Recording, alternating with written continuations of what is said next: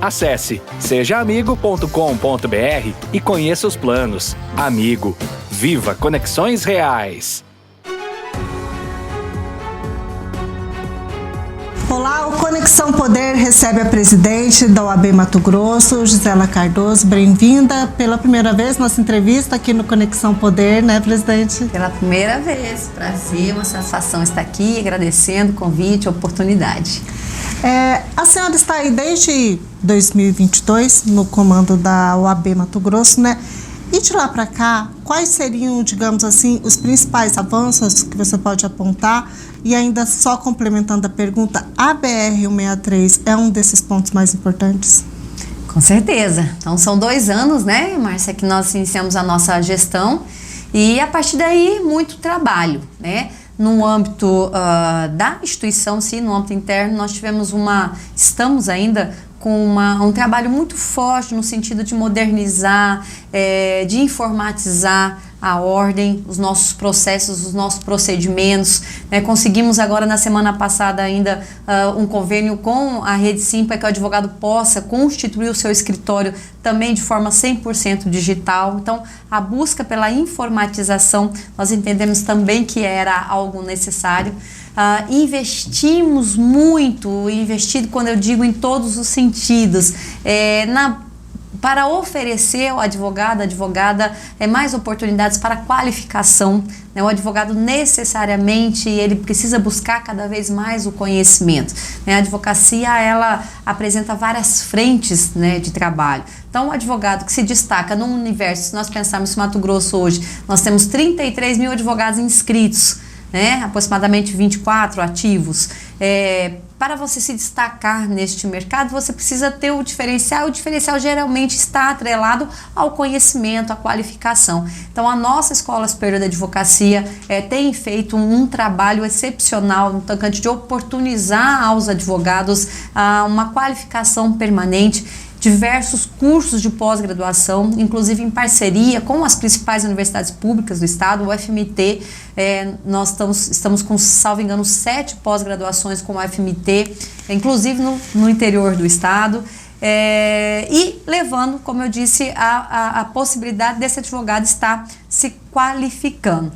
Eu sempre destaco que nós vivemos um estado que ele é alvo, né? Um estado que produz muito, um estado que gera muita riqueza e que, consequentemente, há muitas demandas jurídicas. Então, a gente vê sempre advogados de fora buscando Mato Grosso, tentando entrar, atuar nessas causas. E eu falo, a advocacia mato-grossense tem que estar pronta. É um grande mercado. E a advocacia mato-grossense, nós temos excepcionais advogados aqui em Mato Grosso, né? E a advocacia tem que estar pronta para atender essa demanda, para atender a população, os nossos produtores e, enfim, os jurisdicionados de forma geral. Então, esse é um grande trabalho também da nossa gestão. Temos buscado cada vez mais, Márcia, fazer com que a participação feminina seja também destacada, seja cada vez maior. Nós vivemos a primeira gestão da paridade, né? Sim. A OAB hoje tem paridade na sua composição. E a partir daí fazer com que a participação feminina realmente seja efetiva. Conseguimos agora na lista sextupla que foi enviada ao tribunal para a escolha do 5º Constitucional encaminhar a primeira lista paritária da história. Foram 3 homens e 3 mulheres compondo essa lista. Então é um trabalho de várias conquistas, várias frentes no âmbito social, que é também uma parte da atuação da ordem, né? A ordem, enquanto instituição, ela tem toda a sua atuação e preocupação na garantia de prerrogativas, no fortalecimento e valorização da nossa profissão, mas ela tem um viés social muito importante, né? A ordem, ela é a voz da sociedade civil organizada. A sociedade busca a OAB muitas vezes para encontrar respostas que ela não tem encontrado.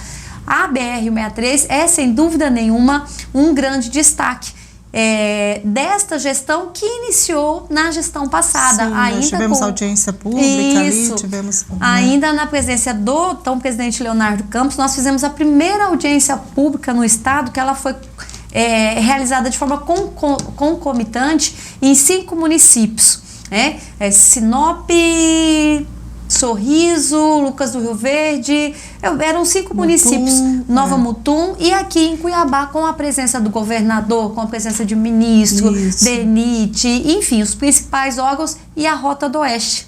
Naquela ocasião, nós tivemos o compromisso, nesta audiência pública, o compromisso da Rota do Oeste, que se não conseguisse viabilizar um TAC onde um outro ente assumiria o contrato, ela promoveria a devolução voluntária do contrato.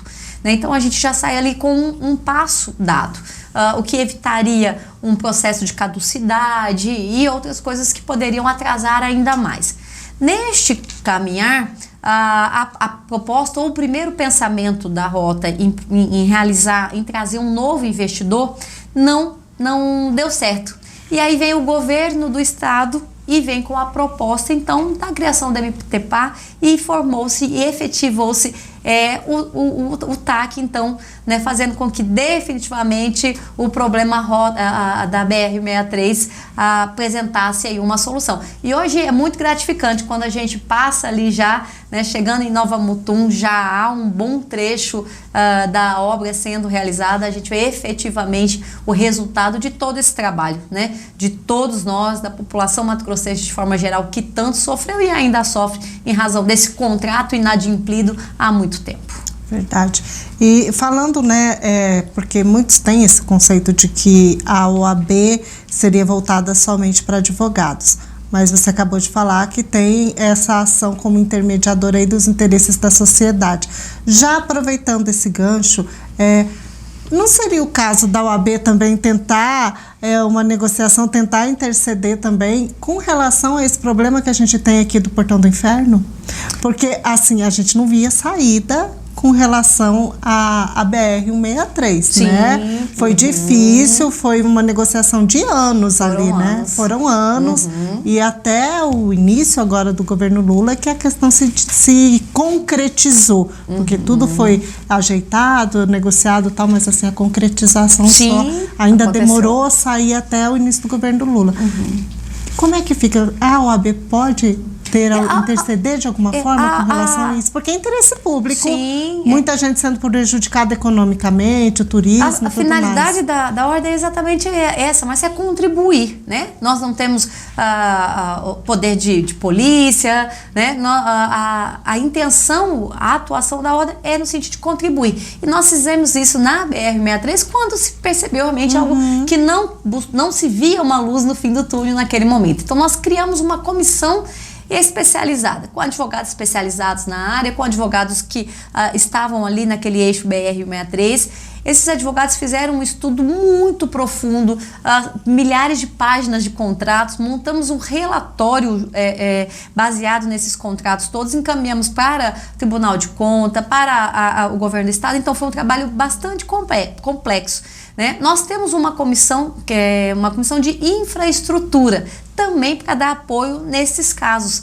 Então a nossa comissão pode sim, e eu acredito que já esteja inclusive no radar, manifestar, apresentar eventualmente sugestões, pareceres na área jurídica, é claro, que possa aí contribuir. Então são várias as frentes que a OAB, através das nossas comissões, tem conseguido fazer esse papel social também. Presidente, a senhora estava falando agora há pouco sobre a participação de mulheres até nas comissões da OAB. Eu gostaria de saber que a senhora faz essa forte defesa, né, da necessidade de mulheres em cargos políticos. Qual a sua percepção sobre essa necessidade? Eu acredito que nós só vamos realmente alcançar, né, o Estado democrático de direito verdadeiramente como preconiza a nossa Constituição Federal e a igualdade quando houver uma diminuição nessa desigualdade que ainda há. Né? A gente escuta mesmo muitas vezes se fala, não, mas não tem discriminação, não tem desigualdade, mulher não precisa de política afirmativa, mulher não precisa de cota, né? Mas se nós avaliarmos um cenário assim rapidamente, nós temos mulheres vítimas de feminicídio, violência doméstica, violência patrimonial, violência psicológica, violência política. Nós temos as mulheres discriminadas no mercado de trabalho, nós temos as mulheres muitas vezes subordinadas no ambiente familiar, submissas. Então, a realidade da nossa sociedade impõe sim a necessidade de trabalharmos políticas afirmativas, de trabalharmos ainda com as políticas de cotas para que a gente possa buscar equalizar essa diferença que ainda há. E eu acredito que nós só diminuiremos as diferenças quando nós tivermos também as mulheres nos mesmos espaços de poder, nas mesmas condições. Se nós pegarmos hoje na política, os cargos eletivos, a representação feminina, no geral, gira em torno de 15%, o que é um número muito baixo, principalmente ao considerarmos que as mulheres são a maioria do eleitorado brasileiro. Então, como se justifica isso? E aí nós temos lá, editando as leis, construindo as leis, a maioria de homens, que por mais que tenham boa vontade, por mais que se preocupem, não sentem as mesmas dores, né? Então, quando nós temos nas mesmas condições, na mesma quantidade, na mesma proporcionalidade, homens e mulheres nos espaços de poder, acredito que isso levará a uma diminuição da desigualdade, a uma diminuição dessa discriminação, que infelizmente ainda há. Sim, até porque a gente está discutindo aqui a questão do empoderamento feminino, mas a crescente onda de feminicídio tá aí para todo mundo ver, né? Diariamente aí, mulheres sofrendo essa pena de morte, né? Por serem mulheres. Por serem né? mulheres. E a gente necessitamos de leis mais severas quanto a isso e que realmente tenha esse cumprimento dessa lei, né? Que sejam efetivas, né? Exatamente, Márcia. E é importante a gente destacar o feminicídio, a pena de morte, nesses casos imposta às mulheres, ela tem um único fundamento, o fato dela ser mulher. As mulheres estão morrendo por terem nascido mulheres. E a gente precisa de um tratamento diferente, a gente precisa de legislação mais rígidas ainda e um efetivo cumprimento, né? Nós tivemos ano passado números alarmantes, né? Foram mais de 100, salvo engano, 100 mulheres mortas no estado de Mato Grosso. Tivemos duas advogadas, em 2 episódios, 2 tragédias. E a gente precisa buscar soluções, seja através das políticas, seja através de uma maior efetividade no cumprimento das leis, na criação de leis mais duras, mais rígidas, também dentro da nossa sociedade, no que refere-se à educação, no que refere-se à conscientização. Eu acho que é um conjunto de ações que precisam ser adotadas, mas de imediato algo muito forte precisa ser feito para que haja uma diminuição nesse número de feminicídio. Começamos o ano, infelizmente, com mais notícias de mulheres mortas vítimas de feminicídio. Falando disso, até que a senhora citou da advogada, a Cristiane Tirlone, a gente ficou sabendo agora há pouco tempo que o assassino continua, ele ainda não passou pela audiência de instrução. E já passou 60 dias, parece que são 60 dias e já tem que passar. Como é que a OAB está trabalhando em cima desse caso? Vocês têm acompanhado? Nós temos acompanhado, inclusive haviam 2 advogados indicados pela ordem que estavam acompanhando no processo. Houve uma decisão recente em que o juiz entendeu que não havia mais a necessidade da ordem participar, porque a família constituiu advogado, então ele estaria representado. Está sob a análise da nossa procuradoria, das nossas comissões, né? Há um imbróglio em relação a isso, em razão de uma suposta condição de saúde desse acusado, né? Então, mas nós estamos acompanhando, sim, esperamos que o quanto antes seja isso resolvido, que o processo possa prosseguir e haja a devida punição para um crime tão bárbaro que chocou toda a sociedade mato-grossense. Presidente, o exame dele acho que foi feito agora dia 29, segunda-feira. E aí como é que é o processo agora? Como é que funciona? Eu não sei, eu não tive a informação ainda se foi feito. Agora ele vai ser apresentado ao juiz, o juiz a partir dali vai avaliar o encaminhar do processo, a forma com que esse processo vai ser direcionado, considerando as condições que forem atestadas nesse exame que foi feito. Pois é, aproveitando o gancho, falando ainda sobre esse caso da Cristiane Tirlone, a gente acompanha aqui uma revolta social pelo fato desse assassino ele estar em uma prisão que seria para militares, né? E a gente sempre questiona autoridades, mas não é para militar, ele não é mais policial militar. Ele também não foi preso por um crime cometido enquanto era militar, não tem nada a ver com a carreira que ele teve na polícia, a qual ele inclusive foi expulso por depois de assaltar posto de combustível, né? Esse cara aqui, esse assassino que estuprou e espancou a advogada Cristiane Tiloni até a morte, ele está, digamos, assim, ao ver da maioria, com uma certa regalia. Na avaliação da OAB, não tinha que ser mais restrito esse tratamento a ele? Digamos, ele tinha que estar lá na PCE, ter um tratamento mais duro, mais severo? Com certeza, né? Nós entendemos e foi argumentado, acho que, se eu não me engano, também o Ministério Público, no sentido de que não se aplicaria a ele esta exceção, principalmente em razão desse fato dele não fazer parte mais da Polícia Militar. Infelizmente, houve uma decisão que o manteve lá e acredito que também em razão dessa necessidade desse exame ou dessa avaliação psicológica que ele estava aguardando. Em casos de feminicídio, de uma forma geral, na sua avaliação, teria que ser uma pena maior? Qual seria, digamos, a pena mais ideal, digamos assim? Eu acho que a gente fala em pena ideal. A questão é ser aplicada. Pena ideal, né?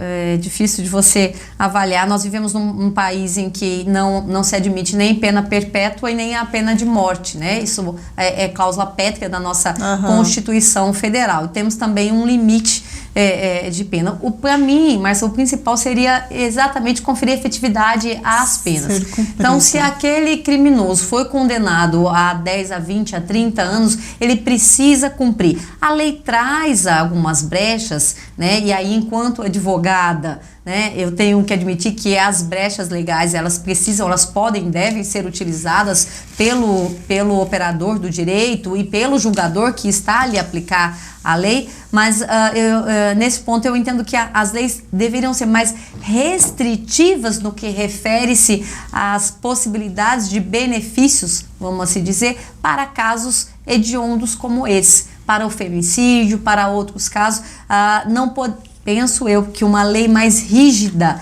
que não permitisse nenhuma brecha para que esses criminosos estejam aí rapidamente soltos e deixando de cumprir aquela pena que lhe foi imposta através de uma decisão, através de um julgamento. O governador Mauro Mendes, até aproveitando a sua fala, o governador Mauro Mendes esteve falando essa semana. Ele tem falado, né? Ele tem falado, mas essa semana ele teve uma fala que teve um destaque, né, maior, de que as prisões têm sido centros de requalificação para o crime. Ainda segundo ele, né, os bandidos perderam o medo da polícia e da justiça. Ele disse isso, né, num discurso ali defendendo leis mais severas.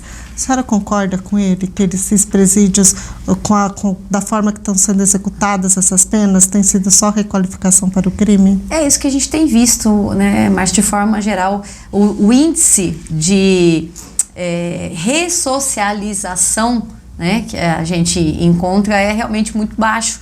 São poucos os presos que são recuperados, que voltam para a sociedade numa condição de conviver, né? E aí a gente precisa de toda uma reformulação também, né? Esse movimento, essa atuação, como promover a ressocialização, como colocar de volta aquele indivíduo a conviver na sociedade. Alguns programas são executados, o programa de qualificação, colocar esse preso para trabalhar, colocar para estudar. Então, o simples depósito, né, de presos numa cadeia, ele realmente não vai mudar. A situação daquela pessoa não vai mudar, a forma de pensar e a forma de agir. Quando ele for solto, quando ele sair dali, ele vai voltar provavelmente a praticar. Então, o Estado, as leis precisam buscar formas eficientes para promover essa ressocialização, essa recolocação do indivíduo na sociedade. Para você, quando colocar o indivíduo de volta na sociedade, ele esteja pronto para uma nova atitude, uma nova vida e não voltar para o crime, que infelizmente é o que a gente vê que acontece. Então a senhora concorda que as leis elas devem ser revistas também, porque esse preso ele fica pouco tempo lá. Como é que ele vai fazer se ressocializar se ele não fica lá? Além do prazo, Fernanda, além do tempo, né, de ficar, eu entendo que o preso tem que oferecer condições para a mudança. Seja estudo, seja trabalho, seja qualificação. Você imagina uma mente vazia, uma mente criminosa, trancada dentro de uma cela horas com mais outros criminosos, sem ter o que pensar, sem ter o que produzir, sem ter o que projetar, né? Ele vai continuar naquele mesmo ciclo que ele estava antes de entrar ali. Então, as penas elas precisam ser cumpridas de forma integral, mas de forma que proporcione uma mudança, que não sejam apenas depósitos de homens e mulheres ali para um cumprimento da pena. Acredito eu que esse seria o melhor ou talvez o único caminho mesmo para proporcionar uma recuperação desses indivíduos que foram condenados à restrição de liberdade. Eu lembro uma vez, faz séculos já, não vou revelar quantos anos, mas em uma reportagem que eu fui fazer em um presídio, e um detento que estava lá comentou com a equipe da reportagem, assim, não uma entrevista, mas ele comentou, não, mas aqui a gente entra minhoca e sai cobra. É a escola que ele está tendo, né? Poucas pessoas que saem e mudam mesmo a vida, que tem histórias, eu acho que são poucos. A maioria acho que acaba voltando. Ou se, eu acho que alguns nem param, né? Que a gente vê muito rápido, né? Ele é condenado, tal, ele entra para o presídio, mas a gente vê que cumpre um curto período preso realmente, e logo é solto com a tornozeleira eletrônica, mas que não segura ninguém, né? Ele continua aprontando por aí, né? E aí a ideia, eu penso, quando a gente fala, eu não consigo ver um retorno, né? Haveria necessidade de realmente ter um acompanhamento, né, de ter um feedback, ter uma avaliação. Há casos de sucesso, sim, né? A gente tem histórias de empresas que contratam esses presos, por exemplo, Fundação Nova Chance e outras fundações que terminam, depois, quando acaba a pena, terminam se transformando em funcionário mesmo daquela empresa, daquela instituição. Aliás, nós temos exemplo disso na OAB. A OAB já contratou o trabalhador através da Fundação Nova Chance, que terminou virando depois empregado efetivo.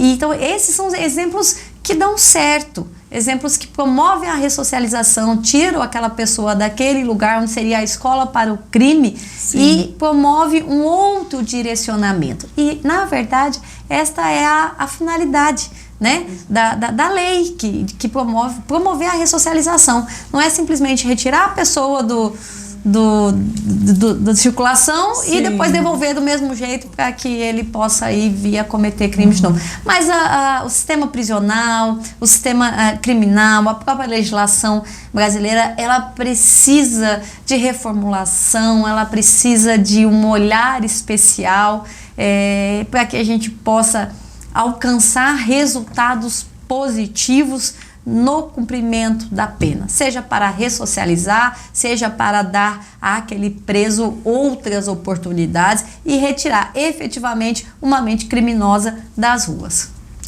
Eu acho que a maior dificuldade, o maior desafio é com relação aos presos de facções, né, que são ligados a facções. A gente até teve uma questão polêmica numa entrevista aqui no Conexão Poder, também recentemente, com o chefe do Ministério Público, que ele, ao defender medidas mais severas com relação a esses presos que são ligados a facções, até que os advogados desses presos fossem gravados ali durante a visita com eles, até para que não servissem, digamos assim, de pombo-correio, levando mensagem, né, desse criminoso para membros de facção. Qual que é a avaliação da OAB nisso tudo? Aí eu vou ter que discordar, né, no que tange a violação da prerrogativa do advogado em ter a oportunidade da conversa privada com o seu cliente. Esse é um direito sagrado, né, o advogado poder conversar com o seu cliente de forma isolada, de forma livre. Essa é uma prerrogativa garantida e nós não podemos partir da premissa de que todos os advogados estão ali para cometer crimes ou para auxiliar no crime. Eventualmente existe? Existe, né? Mas em todas as áreas, infelizmente, nós temos os bons e maus profissionais. Então, a advocacia é uma parcela mínima que, infelizmente, termina entrando também para o crime, termina cometendo irregularidades, violando o nosso código de ética, mas nós defendemos sempre que as prerrogativas do advogado sejam garantidas e o direito do advogado em comunicar-se de forma isolada com o seu cliente, para nós é sagrado, precisa ser observado. A OAB se manifesta de forma contrária, então, a essa, digamos, essa sugestão. Totalmente. Né? Falando sobre a profissão mesmo, a gente teve final do ano, a gente teve o caso do advogado Roberto Sampieri, que foi assassinado aqui no Bosque da Saúde, e durante as investigações a gente ficou sabendo que ele foi assassinado por causa de uma ação. E eu queria saber da senhora se a senhora classifica a advocacia como uma atividade de risco? Na verdade, em relação ao caso do Dr. Roberto Sampieri, né, uma outra tragédia, infelizmente, um advogado antigo aqui no nosso estado, o inquérito não foi concluído ainda, né? Há um indicativo que ele tenha a relação com a atuação profissional vinculada a uma causa, se eu não me engano, de questões de terras, né? Mas ainda não há uma conclusão do inquérito, embora 3 pessoas estejam presas. Nós tivemos ontem um lamentável acontecimento também no Rio Grande do Norte. Sim, uma advogada de 26 anos foi assassinada juntamente com seu cliente ao deixar a delegacia onde ele participou ali de uma audiência de custódia. Então, Fernanda, a advocacia, algumas áreas da advocacia, alguns pontos são mais sensíveis, vamos assim dizer, né? Porque nós trabalhamos com vários aspectos, com várias pessoas, nós trabalhamos muitas vezes com aquilo que a pessoa tem de mais precioso, né? Um caso de terra, por exemplo, às vezes é uma vida inteira que está envolvida naquela área de terra. Quando a pessoa perde aquilo, perde a cabeça, isso não justifica qualquer tipo de ação, mas são contextos que podem gerar uma situação de risco, né? No caso da advogada ontem, da jovem advogada do Rio Grande do Norte, ela terminou sendo morta por estar ao lado, porque provavelmente com o cliente, com o seu cliente que estava envolvido possivelmente num crime. Então há sim algum tipo de risco, especialmente em algumas áreas em que se trabalha. A advocacia geralmente lida com conflitos, lida com conflitos e com pessoas. Então os riscos podem sim surgir. Nosso estado, no Mato Grosso, nós não temos nos últimos anos aí um histórico de violência contra advogados, né, vinculados ao exercício da profissão. Falamos agora há pouco dos 2 casos de feminicídio. Nós tivemos um caso no interior, eu não lembro qual cidade, mas já faz, acho que tem uns 2 anos, se eu não me engano. Não tenho certeza. Que teve um assassinato de um advogado. E ano passado também tivemos um vídeo em Sinop de um cara que invadiu o escritório do advogado, atirou contra ele. Não, esse foi de Sinop. Juara foi uma tentativa de Sinop. Juara matou mesmo. Dentro do escritório dele, e essa tentativa lá em Sinop. Então, são esses casos que a gente tem, pelo menos que eu me recordo aqui nos últimos anos, né? Mas há cidades, há outros estados em que há ainda maior o número. O que a gente sempre busca é garantir ao advogado a segurança no exercício da profissão, né? Quando muitas vezes, se necessário for, buscar também a proteção policial, buscar o amparo da segurança pública e não se colocar em situação de risco. Aproveitando, a senhora vê a necessidade de porte de arma para advogado? Nós fizemos acho que há uns 3 anos atrás, se eu não me engano, uma propositura dentro do nosso conselho, até para saber o entendimento da advocacia mato-grossense ali representada pelo seu conselho seccional. E o nosso conselho entende que sim, a porte de arma é devido ou deveria ser garantido aos advogados e às advogadas. Nós pegarmos hoje o sistema de justiça, né, o magistrado, o promotor, esses têm direito ao porte de arma, e fazendo o advogado parte do sistema de justiça, e entendo eu que poderia sim ser estendido a eles o direito do porte de arma, é claro que observado todas as restrições legais, todas as observações, a lei para conferir o porte de arma a qualquer pessoa que seja, ela traz uma série de exigências. São muitas exigências. Mas entendo que uma vez observadas todas as exigências legais, devidamente apresentado o pedido justificado, caberia sim a extensão a esse direito ao advogado. Até porque não seria obrigatório, é opcional. Você se sentiu ameaçado, sentiu necessidade. Inclusive, devidamente justificado, né, Márcia? Um advogado que está numa situação extrema ou que está se sentindo, fazer o pedido, apresentar as exigências legais, eu penso que seria, sim, importante garantir a ele este direito. Com relação à lista sextupla, né, a senhora disse que agora foi a primeira lista com paridade enviada, né? Será agora em fevereiro que vai ser esse anúncio? Qual que é a expectativa e ainda a sua avaliação sobre essa necessidade de oxigenação, digamos assim, né? Que vem através aí do quinto, né? Isso, dia 19 de fevereiro será realizada a sessão no Tribunal de Justiça, onde formará a lista tríplice, né? Encaminhada, que será encaminhada ao governador do estado. Primeiro, eu preciso ressaltar mais uma vez a minha satisfação em poder estar presidindo este conselho, em poder encaminhar ao Tribunal de Justiça a primeira lista paritária da história dos 90 anos da OAB Mato Grosso. E ressaltando aqui, registrando aqui a atuação do nosso conselho, que aprovou por unanimidade, por aclamação, a nossa proposta de ter uma lista paritária, o que demonstra realmente que a gente vive um momento de busca de igualdade. Na ordem, nós somos a maioria, né? As mulheres são a maioria dos inscritos já. E só fazendo um parênteses aqui, se nós avaliarmos, né, dentro do contexto histórico, se nós pegarmos o número de inscritos considerando faixa etária, nós pegarmos a última faixa etária, os advogados acima de 50, nós temos o dobro de homens. Aí nós vamos subindo e isso vai mudando. Quando nós pegamos a primeira faixa etária, que é até 25 anos, nós temos o dobro de mulheres, né? Então eu brinco com os nossos colegas, né, advogados, falo, olha, vocês têm que agradecer a proposta da paridade. Sim, a paridade está garantindo vocês. Está garantindo a eles esse direito.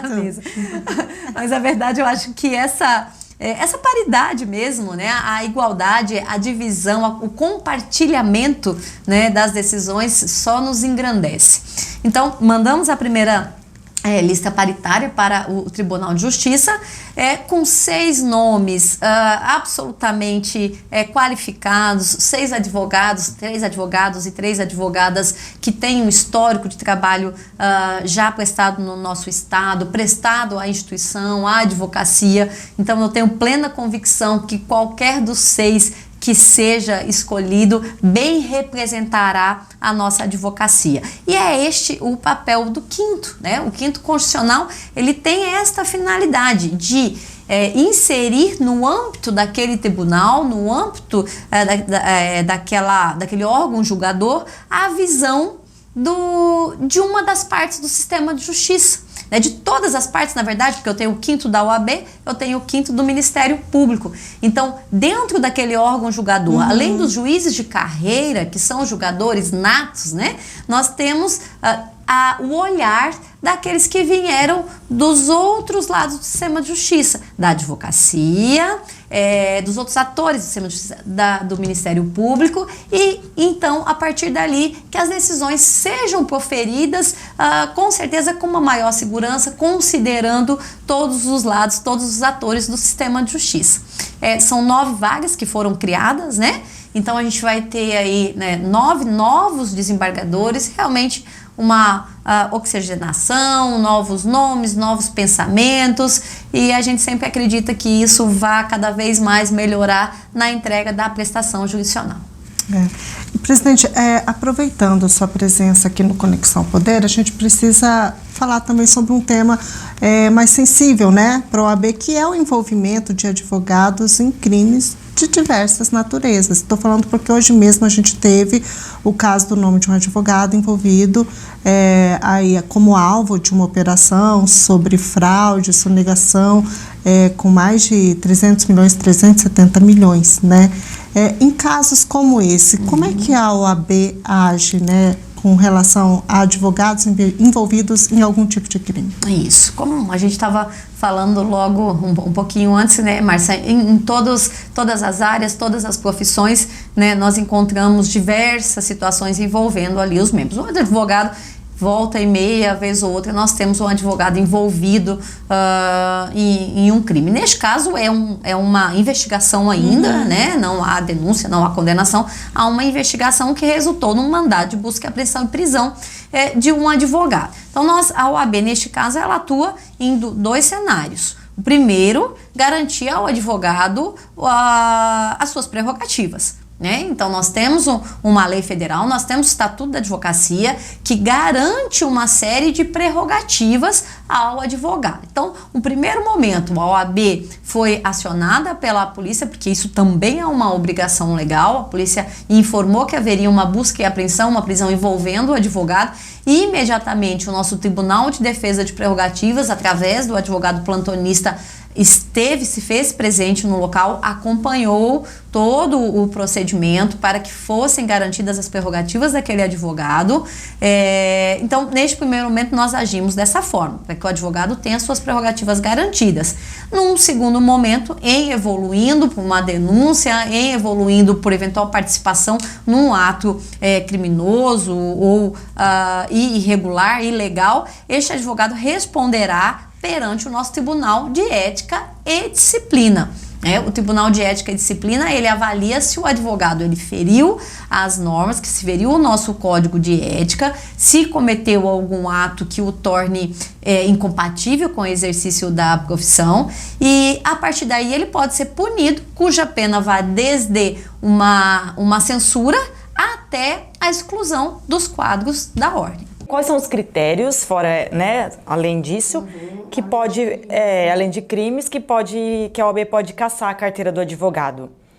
Porque a gente teve um caso até que chamou a nossa atenção, que foi aquele advogado de Sinop, que ostentava nas redes sociais, que ele teve... Isso. Ele foi suspenso, ele não foi cassado. Né? Então, as penas vão, como eu disse, ela vai dar advertência, ela vai censura, advertência, suspensão, a exclusão. Nosso Código de Ética e Disciplina, ele traz uma série de condutas que são incompatíveis com o exercício da advocacia. Por exemplo, você citou o ostentar, né? Na verdade, o que é que o nosso Código de Ética, o que o Estatuto, ele não permite? Ele não permite que o advogado faça da advocacia um produto de mercado, mercantilize a advocacia, até porque o que ela representa, pelo que ela representa, né? A advocacia é a única profissão privada que está no texto constitucional como indispensável administração da justiça. Então, a atuação do advogado, ela tem uma repercussão muito importante na sociedade e na vida das pessoas. Então, por isso que o nosso Código de Ética, por isso que a nossa lei federal, ela proíbe a propaganda no sentido de mercantilizar a advocacia. O advogado que infringe isso, ele vai ser advertido, ele vai receber uma advertência, ele vai eventualmente tudo respondendo o processo, tudo garantido ao advogado o devido processo legal, apresentação de defesa, né? E a partir daí ele vai podendo ser punido se entender o julgador que houve ali violação. Este caso específico foram reiteradas advertências, né? O que terminou culminando, em razão do não cumprimento, a suspensão. temporária, foi cumprida a suspensão, depois foi feita, ele retirou, pediu a reconsideração e continuou, está advogando. Mas naquele momento houve a imposição de uma pena de suspensão. Então nós temos várias situações que podem levar, que configuram a falta ética. O locupletamento, né? O advogado recebe o dinheiro do processo e não repassa para o seu cliente. Infelizmente, a gente vê isso alguns acontece. casos relacionados a isso, né? Infelizmente isso acontece. Então esse advogado muitas vezes ele vai responder o processo ético disciplinar, que pode culminar na sua suspensão até que haja, por exemplo, a prestação de contas, né, devida com o seu cliente, né, a prática de crime infamante, enfim, são reiteradas condutas que estão no nosso código que pode levar à penalização desse advogado, de uma censura até a exclusão. Aqueles casos, só complementando, ano passado nós tivemos, infelizmente, 3 advogados envolvidos em violência contra mulheres. Nesse caso, também ele 3. pode perder o registro. Esses advogados, salvo engano, né, houve uma suspensão já preliminar, né, entendeu o Tribunal de Ética, entenderam os julgadores que havia necessidade já de uma suspensão preliminar antes mesmo de todo o curso do processo, que ele vá responder diante da gravidade dos atos que chegaram até o conhecimento do nosso Tribunal de Ética e Disciplina. Cada caso é um caso. Então, Cada caso é um caso. Assim. É importante lembrar que a todos os acusados, né, em processos judiciais, administrativos, deve ser garantida a ampla defesa e o contraditório. Ninguém pode ser punido sem que lhe garanta o direito de defesa. E na ordem, por certo, nós primamos por isso também, inclusive nos nossos processos ético-disciplinares. A gente estava falando das redes sociais, com as redes sociais, esse boom das redes sociais, Instagram, e todo mundo agora é meio coaching, né? E todo mundo é influencer, todo mundo dá dicas. E a gente vê que tem alguns perfis de advogados, né? Que eles estão dando dicas. A senhora falou que não pode fazer propaganda. Eu posso denunciar? Né? Não pode fazer propaganda, digamos assim, não pode colocar lá, olha, indenização por tantos mil. Seu processo de indenização aqui a gente faz por tantos mil, não pode. Mas e aqueles que estão lá dando dicas? Olha, tal coisa pode dar uma multa, você pode processar por isso. Olha, entra lá que você vai saber, aqui estão os caminhos. E esses? Clique na bio. Clique na bio. Eu vou te ensinar, vou falar, mas tem uma advogada que é famosa, uma loira, que o perfil dela de responder coisas de pensão. Coisas de pensão, coisas trabalhistas, causas trabalhistas, questões familiares. Isso pode? Então, pode princípio, isso. como eu disse, a propaganda não é possível. Hoje, Márcia, bem você falou, a internet é um mundo praticamente sem limites, né?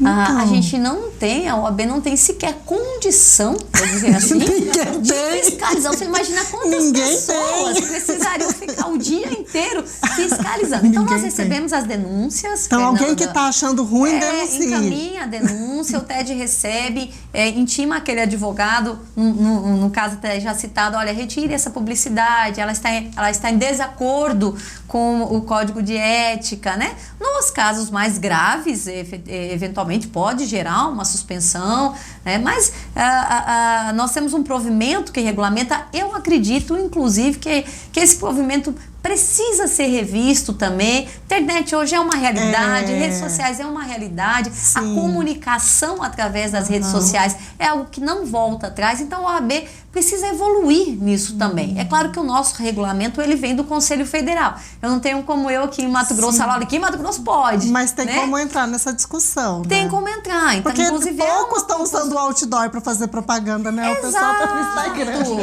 E assim, o que foi informativo, né? Então vamos supor, eu atuo na área empresarial, eu vou escrever um artigo falando sobre a nova lei de falência que está sendo discutida. Então, esse artigo jurídico, ele pode ser publicado, inclusive em jornais, em revistas, isso não tem problema, né? Tudo que for produção científica, Sim. tudo que for informativo, o que não é permitido é a propaganda mesmo. Olha, aqui no nosso escritório hoje está em promoção o divórcio, né? É mais ou menos assim. Ou você quer, aproveite agora. Então, isso realmente não é possível. Tá quase nesse sentido já, né? Esse negócio das perguntas, né? Como você falou, é muito. É porque esse limite, ele é muito tênue. A minha curiosidade, Márcia, assim, eu quero até fazer um estudo ou buscar, é se isso realmente gera o cliente. Eu não sei se gera o cliente, mas isso gera dinheiro. E isso gera dinheiro. Mas dentro dessa rede social dele, qual é a finalidade? É obter o cliente, chegar até o cliente, né? Agora, diferente do que tem 100 milhões, 100 mil, 200 mil. Agora a maioria não tem, Fernanda. A maioria é 1.000 seguidores, 1.200 seguidores, 600 seguidores. Então, aí, penso eu, o foco é chegar ao cliente. Sim, esse é né? o foco dele. E aí, eu me pergunto, alguém escolhe o seu advogado pelas redes sociais? Precisava ter uma pesquisa sobre isso para ver se realmente traz algum... Já deixou uma boa deixa no TCC, no próximo TCC. Uma boa... Eu não sei, eu não escolheria. Eu teria um pouco de medo. Mas pergunta pra moça. Tem chance de ganhar esse processo? A moça não respondeu. Não respondeu. Olha direito, às vezes ela já tinha uma resposta, Fernanda. Né? Presidente, para a gente concluir aqui, em novembro a senhora esteve com o ministro Barroso, né? O presidente do STF entregou a ele um requerimento do OAB. Especificamente sobre o que era esse requerimento? Era em razão à garantia do direito dos advogados em realizar a sustentação oral nos processos originários, ações penais originárias do STF. Vocês devem se recordar que houve, no início dos julgamentos, né, dos processos do 8 de janeiro, houve algumas sustentações orais, depois na sequência não foram mais permitidas. Aí nós fizemos uma grande mobilização. No primeiro momento nós 27 presidentes de seccionais, nós somos 27 seccionais, nos reunimos com o ministro Alexandre de Moraes lá em Brasília, para sustentar a necessidade de observação dessa prerrogativa, desse direito. E é importante sempre destacar, Márcia, Fernanda, que prerrogativa, ela não é privilégio de advogado, na verdade é uma garantia para o próprio jurisdicionado. Quando você garante ao advogado o livre exercício da profissão, sem subordinação, sem vinculação, que ele possa realizar os atos de forma livre, você está garantindo ao jurisdicionado que ele vai ter uma defesa completa, uma defesa capaz de efetivamente representar aquilo que ele necessita. Então, nós fomos ao ministro Alexandre de Moraes no primeiro momento, ele nos recebeu, nos ouviu, mas não saiu ali nenhuma decisão. Sim. Na sequência, na nossa Conferência Nacional da Advocacia, que foi realizada em Belo Horizonte em novembro, nos reunimos novamente, os 27 presidentes, juntamente com o presidente do Conselho Federal e a diretoria, e entregamos, então, nas mãos do ministro Barroso esse requerimento, né, formulado pela advocacia brasileira para que fosse garantido aos advogados a sustentação oral nas ações penais de competência originária do STF.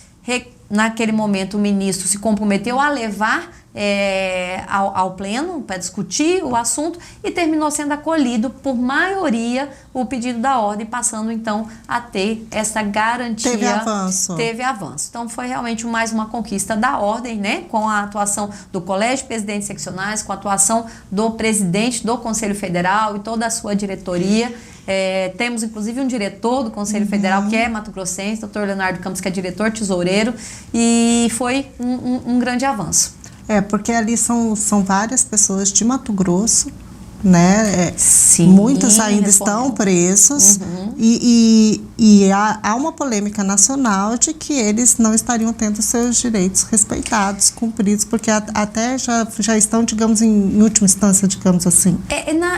Quando a gente fala das ações de competência originária, né? Sim. Ela nasce ali tipo, eles já foram direto pro último parte do julgamento, no STF, né? Para recorrer, como é que fica? Né? Esse inquérito, né, dessas são ações. sanções bastante pesadas, São né? bastante pesadas. Terrorismo. É algo, assim, inédito, né? É algo diferente que nunca havia se visto, né? No âmbito jurídico, a ordem esteve presente.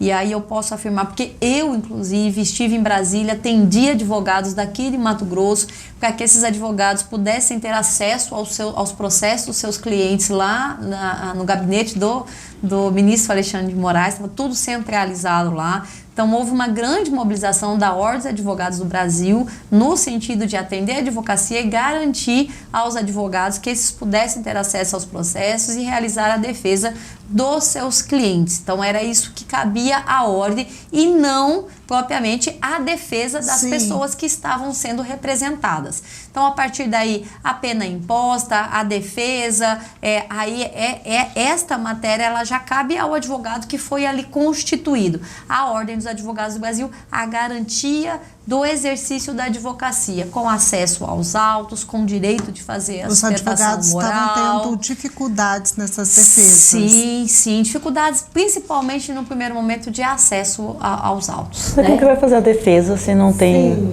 individualização? Isso. Então houve realmente, até por conta da quantidade, Muita né? gente, Então foi um monte de prisões, e tudo vinculado a um único inquérito, foi bastante complexo.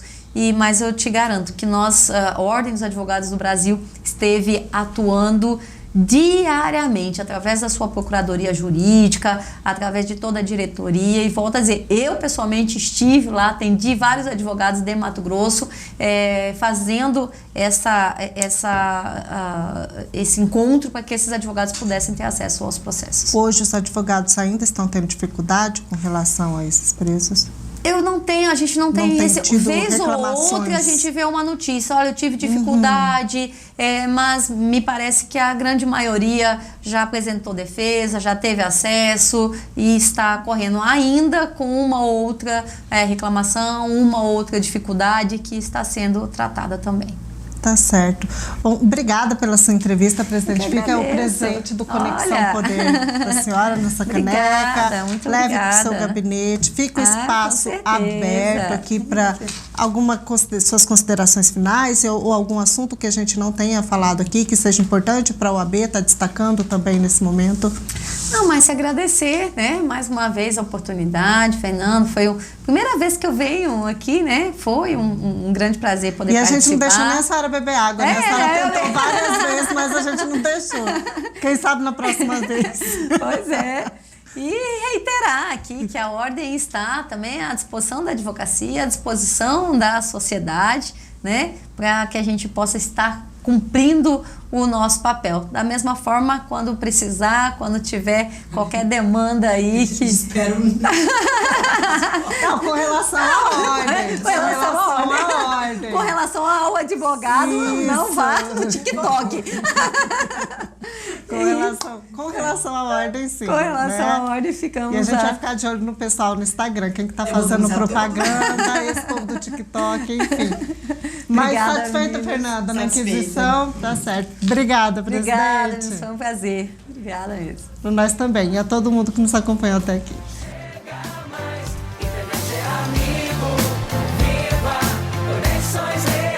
Acesse sejaamigo.com.br e conheça os planos. Amigo, viva Conexões Reais.